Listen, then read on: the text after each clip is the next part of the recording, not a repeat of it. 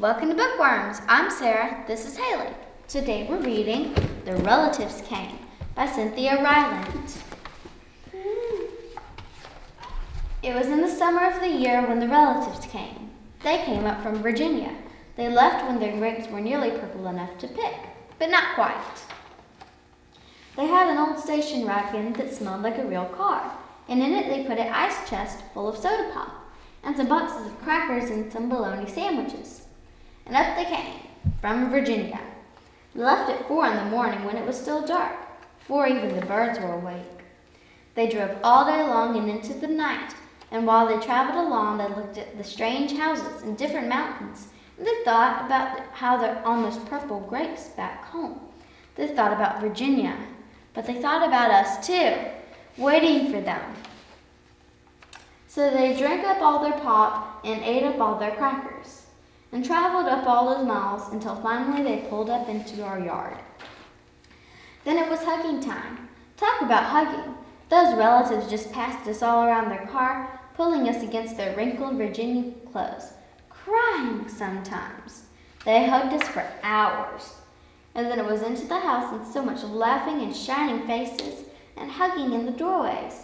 You have to go through at least 4 different hugs to get from the kitchen to the front room. Those relatives.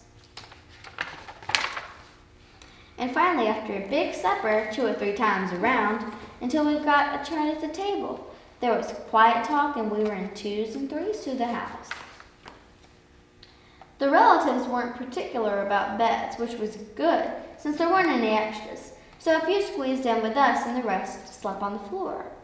Some with their arms thrown over the closest person, or some with an arm across one person and a leg across another.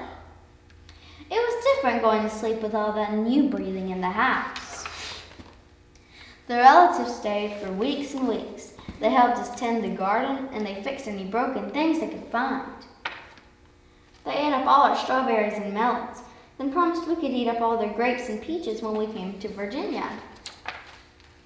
But none of us thought about Virginia much. We were so busy hugging and eating and breathing together. Finally, after a long time, the relatives loaded up their ice chest and headed back to Virginia at 4 in the morning. We stood there in our pajamas and waved them off in the dark. We watched the relatives disappear down the road. Then we crawled back into our beds that felt too big and too quiet. We fell asleep. And the relatives drove on, all day long and into the night. And while they traveled along, they looked at the strange houses in different mountains.